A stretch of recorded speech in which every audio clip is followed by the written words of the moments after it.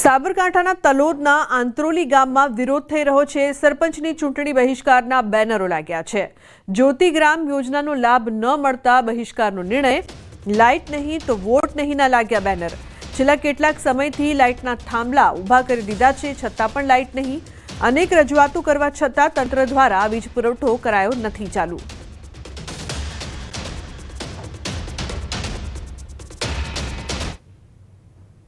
દેશમાં ચોમાસાનું આગમન વહેલું થયું, પરંતુ ગુજરાતમાં આવતા આવતા ચોમાસાની ગતિ મંદ પડી છે। ત્યારે ગુજરાતમાં ચોમાસાની ક્યારે પધરામણી થશે તેમજ ક્યારે વાવણી લાયક વરસાદ થશે, આ તમામ માહિતી જાણીશું। હવામાન નિષ્ણાંત અંબાલાલ પટેલે ચોમાસાને લઈને ન્યૂઝ 18 ગુજરાતી સાથે કરી ખાસ વાતચીત।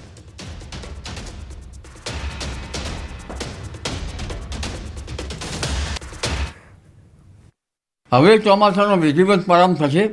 10મી જૂને નબળું ચોમાસું દેશના દક્ષિણ ભાગોમાં, એટલે કે દક્ષિણ સૌરાષ્ટ્રના ભાગોમાં, દક્ષિણ ગુજરાતના ભાગોમાં અને કંઈક અંશે વડોદરાના ભાગોમાં આવી જવાની શક્યતા રહેશે। પરંતુ તારીખ 8, 9 ને 10માં લગભગ મુંબઈ મહારાષ્ટ્રમાં વરસાદ થવાની શક્યતા રહેશે અને ધીરે ધીરે મુંબઈ મહારાષ્ટ્રમાંથી વરસાદ થતાં 10, 11, 12માં પણ મુંબઈ મહારાષ્ટ્રમાં થોડોક વધુ વરસાદ થશે અને 12થી 15, 16માં ગુજરાતમાં વરસાદ થવાની શક્યતા રહેશે। એટલે 12થી 15માં દક્ષિણ સૌરાષ્ટ્રના ભાગમાં કેટલાક ભાગમાં ભારે વરસાદ થવાની શક્યતા રહેશે। ભારે વરસાદ ઝાપટા પડવાની શક્યતા રહેશે। દક્ષિણ ગુજરાતના ભાગમાં ભારે વરસાદ થવાની શક્યતા રહેશે। વડોદરાના કેટલાક ભાગમાં ભારે વરસાદ ઝાપટા પડવાની શક્યતા રહેશે। આપણા ગરમ પવનના કારણે ચોમાસું અટકી જવામાં હતું એવું મારું માનવું છે। પરંતુ હવે ચોમાસું ધીરે ધીરે આગળ વધશે। તારીખ 8થી 12માં મુંબઈ મહારાષ્ટ્રમાં વરસાદ થવાની શક્યતા રહેશે અને આ ચોમાસું ધીરે ધીરે આગળ વધતા 10મી જૂને દક્ષિણ ગુજરાતના ભાગમાં, દક્ષિણ સૌરાષ્ટ્રના ભાગમાં અને કેટલાક મધ્યપ્રદેશના ભાગમાં એક નબળું ચોમાસું આવશે।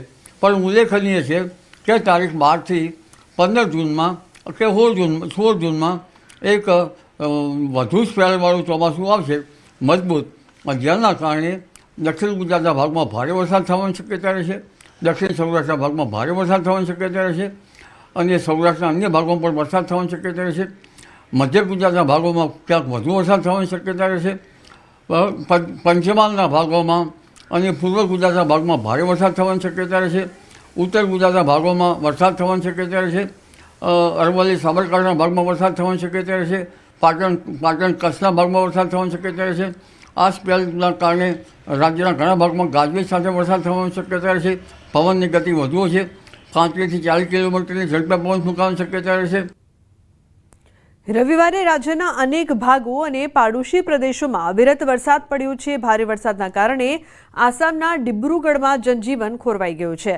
સતત વરસાદના કારણે બ્રહ્મપુત્ર નદીનું પાણીનું સ્તર ઊંચું આવતા નીચાણવાળા વિસ્તારોમાં પૂર જેવી પરિસ્થિતિ સર્જાઈ હતી।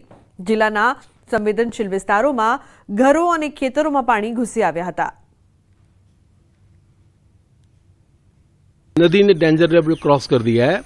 अभी जितने भी मेरा 5 किलोमीटर का वाक होता है, जितने भी डाई के इस तरफ घर हैं, सब घर में पानी आ गया है। सबने अपनी जीवन जंती है डाइक पर लगा दिए हैं, सबने गाड़ी अपनी डाइक पर लगा दी है। तो यह समय उनके लिए बहुत दुविधापूर्ण होता है, कहाँ खाना बनाए, कहाँ रहें, कहाँ सोए। लेकिन सरकार है इसका ध्यान लेगी, कुछ कोई व्यवस्था करेगी उनके लिए। कल जो सिचुएशन थी आज से उससे बहुत ज़्यादा पानी डेंजर लेवल के ऊपर आ रहा है। ये एक ऐसी जगह है जहाँ हम जाके एक्सरसाइज करते थे और सुरक्षा प्रशासन की दृष्टि से हम देख रहे हैं कि यहाँ पर बांस बांध के इसे बंद कर दिया गया है।